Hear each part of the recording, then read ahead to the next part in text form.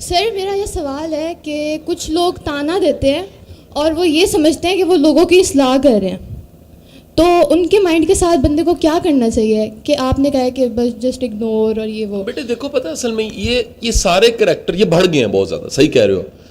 ان کی پوری فوج تیار ہو گئی اس ملک میں. یہ وہ لوگ ہیں جو کہہ رہے ہیں دراصل ہم کیا کر رہے ہیں, ہم تو اصلاح کر رہے ہیں. پہلے دیکھنا چاہیے دین کا مزاج کیا ہے. دین کہتا ہے کسی کی خامی دیکھو, برائی دیکھو, پردہ ڈالو, کیا پتا وہ توبہ کر کے ٹھیک ہو جائے. جب اشتہار لگا دیتے ہیں نا وہ بندہ اور ضدی ہو کے, انسانی نفسیات ہے. جب آپ کسی کو کہتے ہیں نا بڑا بدماش ہے, وہ ہو جاتا ہے, وہ ٹھیک نہیں ہوتا. میں نسخہ بتا رہا ہوں, میں نے پریکٹس کر کے دیکھا ہے.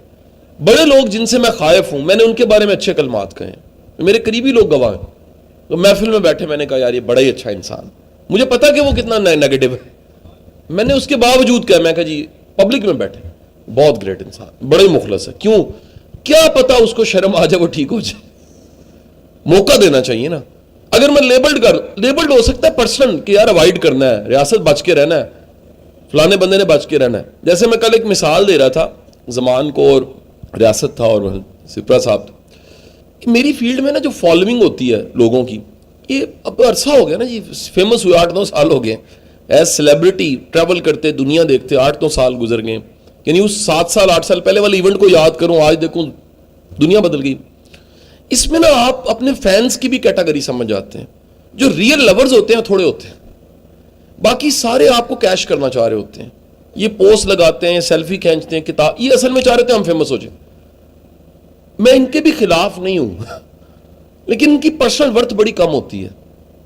یہ ٹیکنیک ہے کہ آپ کو سہارا چاہیے نا, انسان کو سہارا چاہیے, ہمیں بھی چاہیے تھا, لیکن سہاروں پہ جینا یہ غلط ہے. اٹھنے کے لیے ٹھیک ہے, چلنے کے لیے ٹھیک ہے, بھاگنے کے لیے سہارا نہیں چاہیے. بھاگنے کے لیے سہاروں کو چھوڑنا چاہیے. یہ جملہ میں بول رہا ہوں کسی بزرگ کا ہے.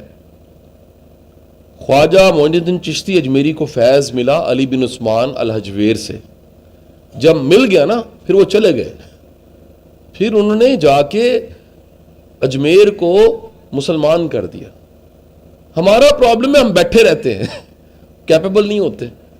تو آپ نے کیا کرنا ہے کہ یہ جو تانا دینے والے لوگ ہیں اور یہ دعویٰ کرتے ہیں کہ جی ہم, ان سے بچنے کا سمپل طریقہ یہ ہے کہ آپ ان کے لیے دعا کرنی شروع کر دیں. یا باری تعالیٰ مہربانی فرما دے, یا باری تعالیٰ تو کرم کر دے. اچھا وہ میرے چاہنے والوں کی جو میں لسٹ بتائی تھی, ایک تھوڑی سی ریشو لورز کی ہوتی ہے. ان کی نشانی ہوتی ہے یہ اپنے پیر کو, اپنے گرو کو کمفرٹ دیتے ہیں. یہ پیر کو ان ڈیوٹی نہیں لگاتے, ٹھیک ہے کام پڑھتے ہیں, لیکن یہ نہیں ہوتا, یہ نہیں کرتے کہ جناب کہ میرے کام کرتے رہے. 2 کیٹیگری میں جو یوز کر رہا ہوتا ہے نا, وہ یوز کرتے کرتے کام دینے لگ پڑتا ہے. 3 کیٹیگری میں یہ پریٹینڈ کرتے ہیں وہ لو, اندر سے وہ حسد کرتے ہیں. یہ پوسٹ لگا دیں گے, یہ سب کچھ کریں گے, لیکن اندر ان کے نفرت ہوتی ہے. اس میں سب سے بڑا زوال تیسری کیٹیگری کو آتا ہے. اللہ نے آج تک کسی گستاخ بندے کو نہیں نوازا, اللہ نے آج تک کسی بے ادب بندے کو نہیں نوازا, اللہ نے آج تک کسی بے شرم انسان کو نہیں نوازا. اللہ نے آج تک عبرت بنایا ہے. یہ بتا دوں, اگر وہ اٹھے گا نا گر جائے گا, عبرت بن جائے گا. نمرود عبرت نہیں ہے, فرعون عبرت نہیں ہے, یہ سارے کیا عبرتیں ہیں نا.